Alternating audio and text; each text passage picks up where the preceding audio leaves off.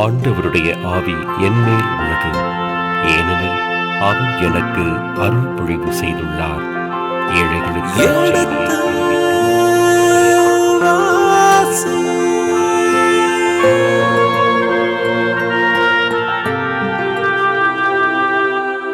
எடுத்து வாசி.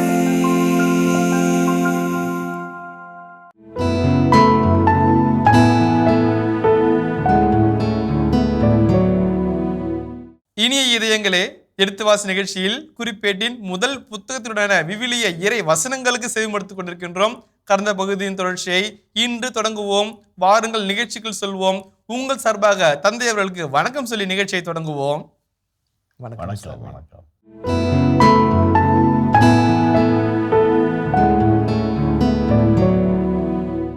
அப்போது தாவீதுக்கு திருக்காட்சியாளராயிருந்த காத்திடம் ஆண்டவர் கூறியது, நீ தாவீதிடம் சென்று, ஆண்டவர் கூறுவது இதுவே, நான் 3 காரியங்களை உனக்கு முன் வைக்கிறேன், அவற்றில் ஒன்றை நீ தேர்ந்து கொள், அவ்வாறே நான் உனக்கு செய்வேன் என்று சொல் என்றார். காத்து தாவீதிடம் சென்று, ஆண்டவர் கூறுவது இதுவே, நீயே தேர்ந்து கொள், 3 ஆண்டு பஞ்சமா? உன் எதிரிகளின் வாளுக்கு அஞ்சி 3 மாதம் அவர்கள் முன் ஓடுவதா?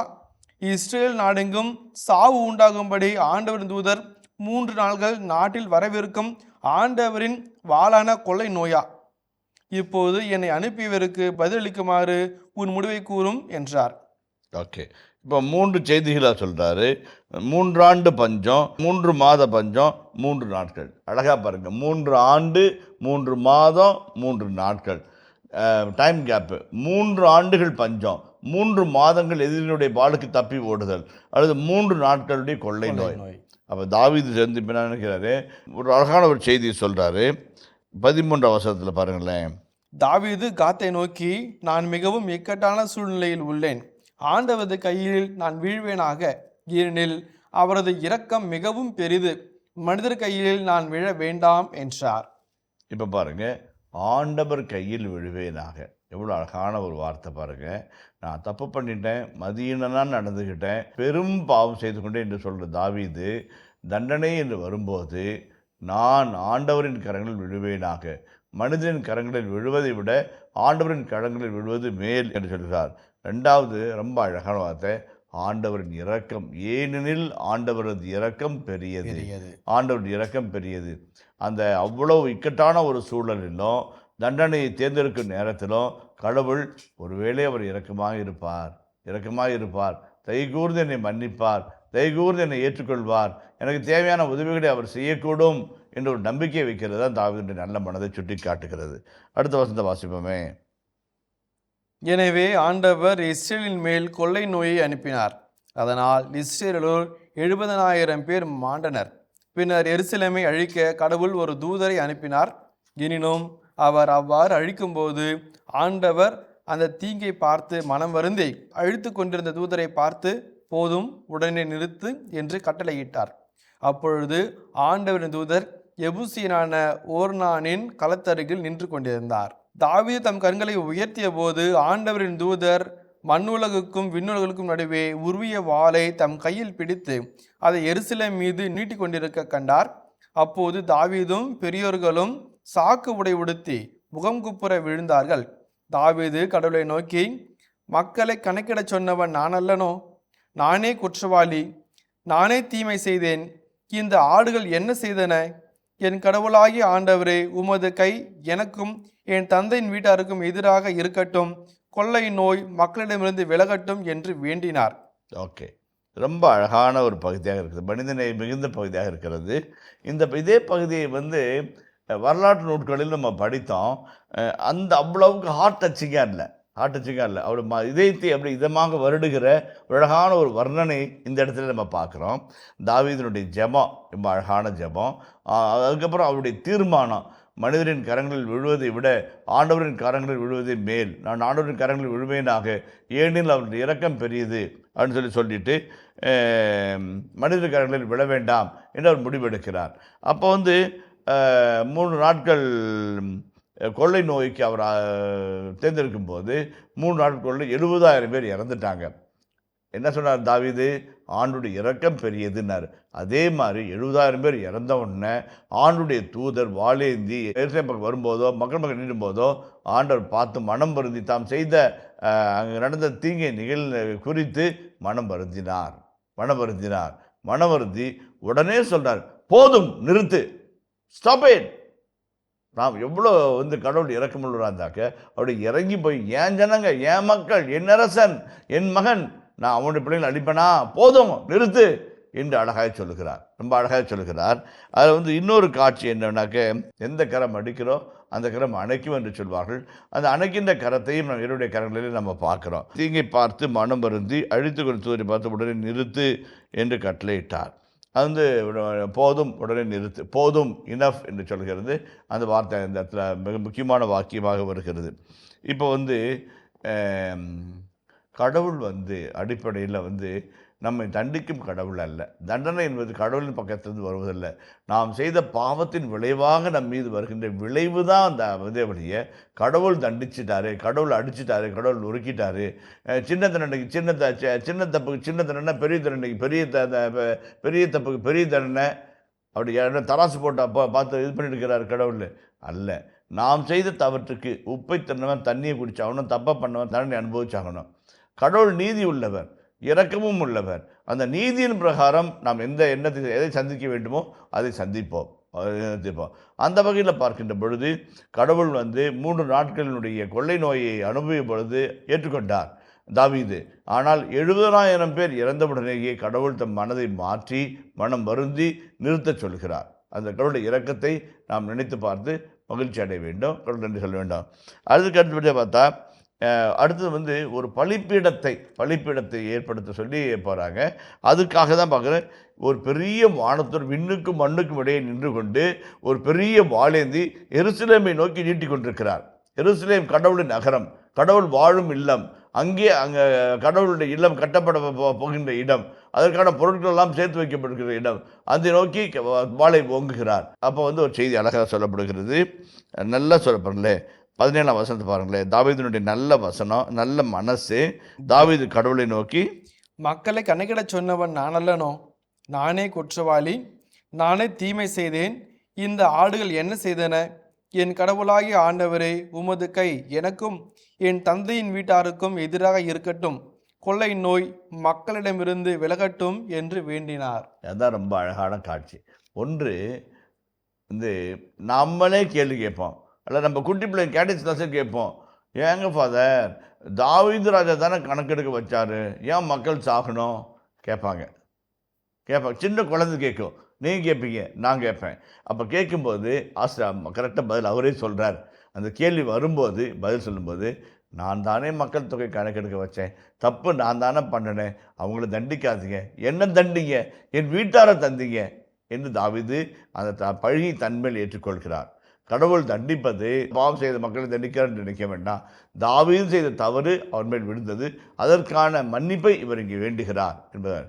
இரண்டாவது காட்சியாக பார்க்கும்போது தாவீது நல்ல மனசு. ஆண்டவரே சட்டு புண்ணு சீக்கிரம் தண்டனை முடிங்க அப்படின்னு சொல்லாமல், நான் அல்லவா பாவம் செய்தது, என்னையும் நீங்கள் தண்டிங்க. அதுதான் பரிகார பலியாக ஒப்பு கொடுப்பது. ஒரு செம்மறியை தன்னுடைய பாவங்களுக்கு பரிகாரமாக ஒப்பு கொடுப்பார்கள், தகன பலியாக ஒப்பு கொடுப்பார்கள். அதே போல என்னை தண்டியுங்கள், என் வீட்டாரை தண்டியுங்கள், மக்களை விட்டு விடுங்கள் என்றார். அவர் வார்த்தை பயன்படுத்தார், இந்த ஆடுகள் என்ன செய்தன. எவ்வளோ அழகான வார்த்தை பாருங்க. ஆயனாக இருந்து ஆடுகள் மேய்த்து கொண்டிருந்து பிற்பாடு மக்களின் நாயகனாக மாறி மந்தை அருமையாக வழிநடத்தின தாவீது கேட்கின்ற ஒரு கேள்வி, இந்த ஆடுகள் என்ன செய்தன? ஒன்றும் அறியாதவை, வாயிலா ஜீவன்கள் போல இருக்கிறாங்க, இவங்க ஒன்றும் பண்ணலை, இவங்களை விட்டுடுங்க, என்ன தண்டிக்கிறதா தான் தண்டிங்க என்று சொல்கிறார். அடுத்த வசனத்தை வாசிங்களேன். ஆண்டவரின் தூதர் காத்தை நோக்கி, எபூசியனான ஓர்னானின் களத்துக்கு சென்று ஆண்டவருக்கு ஒரு பலிபீடம் கட்டி எழுப்புமாறு தாவீதிடம் சொல் என்றார்.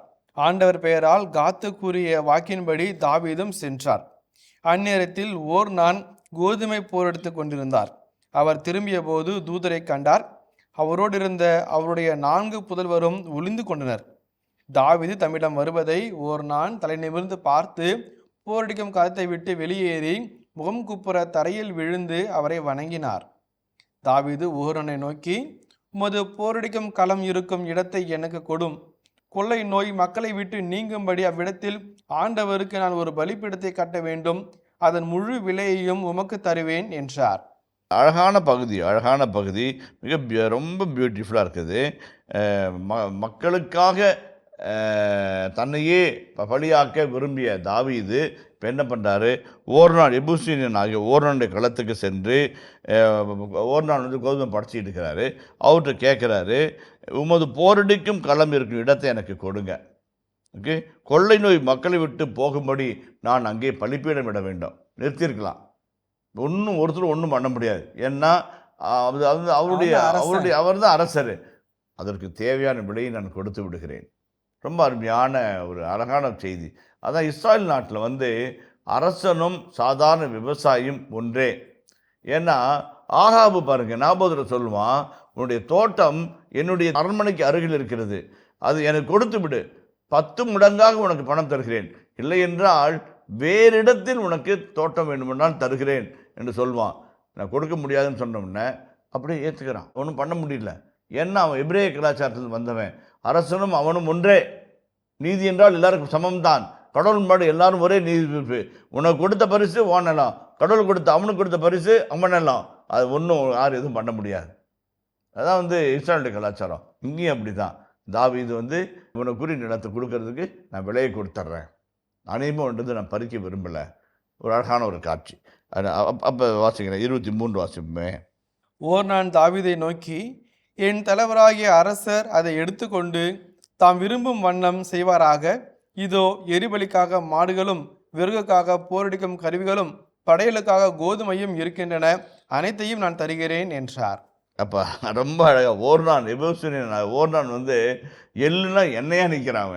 உன் நிலத்தை கொடு, நான் பலிப்பீடம் கட்டணும்னா, சார் நீங்கள் என்ன சார் அப்படி சொல்லிட்டீங்க, நீங்கள் நிலத்தை எடுத்துக்கங்க, பீடத்தை கட்டிக்கிங்க, இங்கே பாருங்கள் மாடு இருக்குது, மாடை எரிக்கிறதுக்கு விரவு இருக்குது, படையலுக்கான கோதுமை இருக்குது, எல்லாம் ரெடிங்க சார், நீங்கள் பார்த்துங்க சார் அப்படின்னு சொல்கிறார்.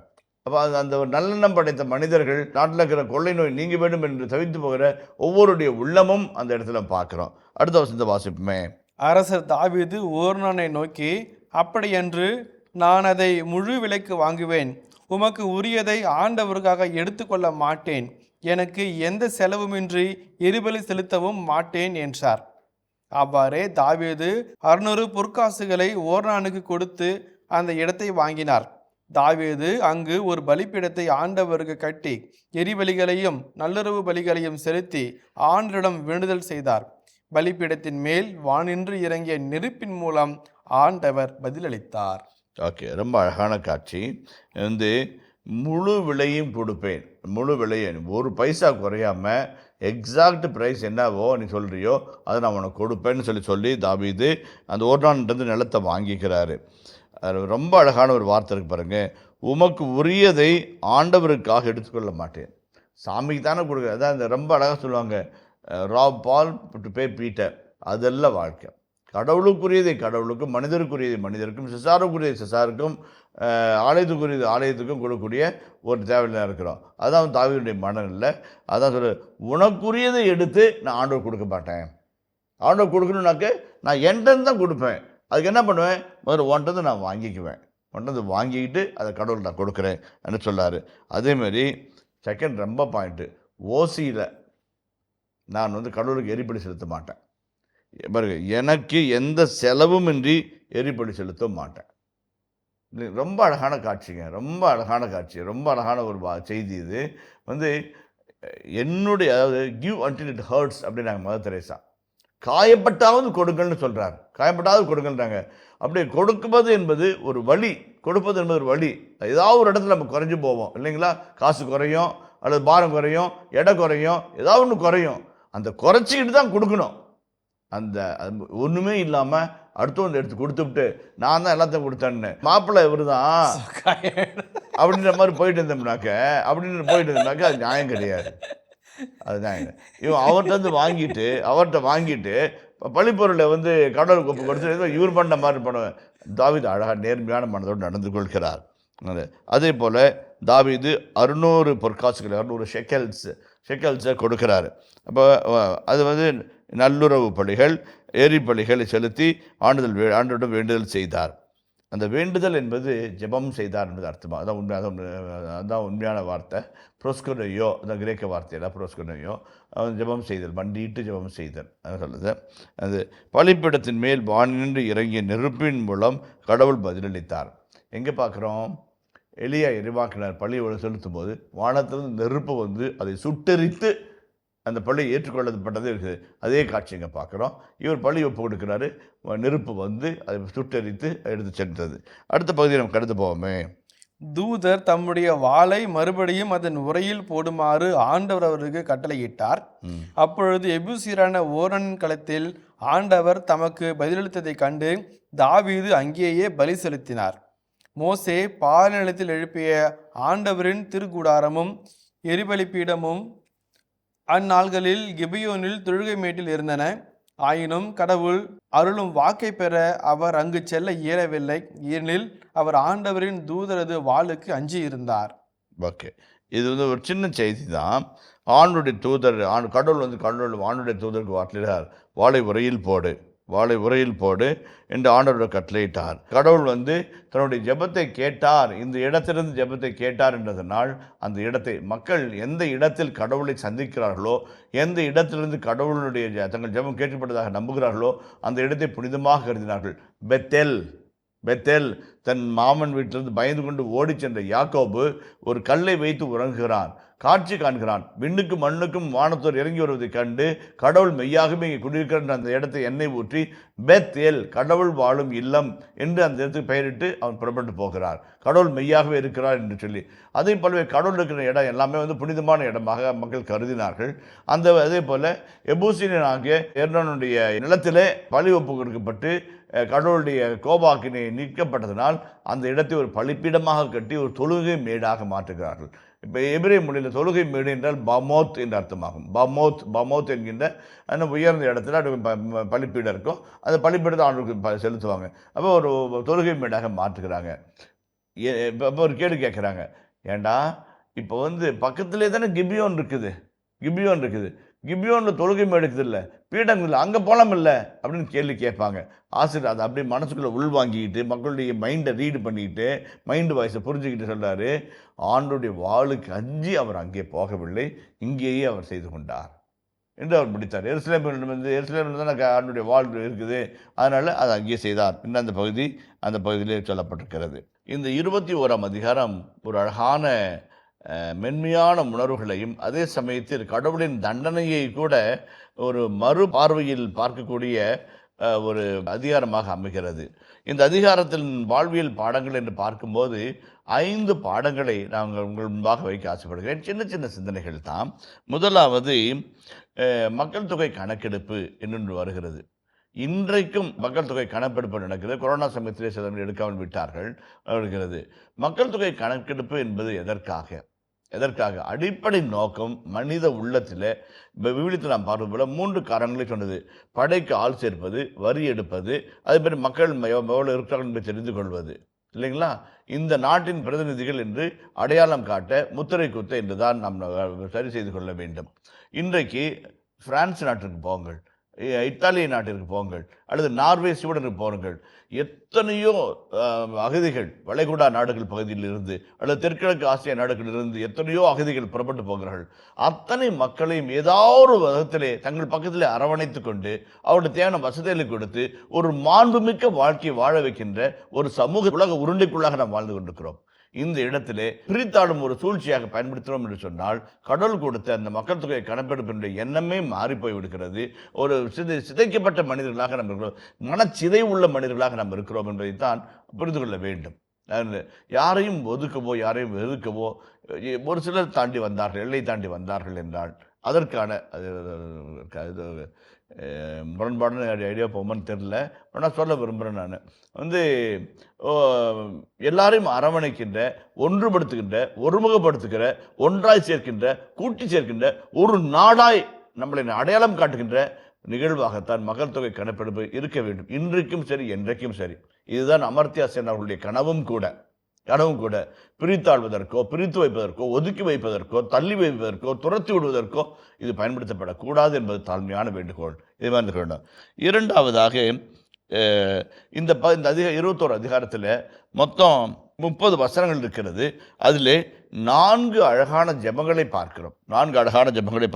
தாவீது கடவுளிடம், நான் இந்த செயலை செய்தபடியால் பெரும் பாவம் செய்தேன், உம் அடியானை மன்னியும், நான் மதியீனமாய் செயல்பட்டேன் என்று சொன்னார். ரியலைசேஷன், தப்பு செஞ்சிட்டோம் அப்படின்னு உணர்ந்துட்டோம்னாவே நம்முடைய பாவங்கள் பாதி மன்னிக்கப்பட்டு விட்டது என்று அர்த்தமாகும். என்னுடைய நண்பர் ஒருவர் இருக்கிறார், குருவானவர், நல்ல சிந்தனையாளர், சொல்வார், the moment you realize that you are sinful, the moment that you realize that you have done something wrong, that is the starting point of God's grace. Half of the things are over.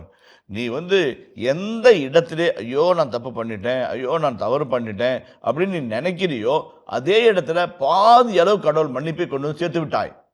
கடவுளுடைய மன்னிப்பை கொட்டி விட்டார். மீதி பாதியை தான் நீ நிவர்த்தி செய்ய வேண்டும்.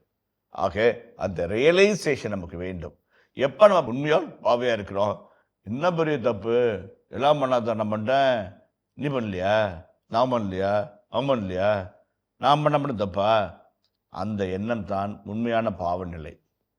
அதுதான் பாவநிலை.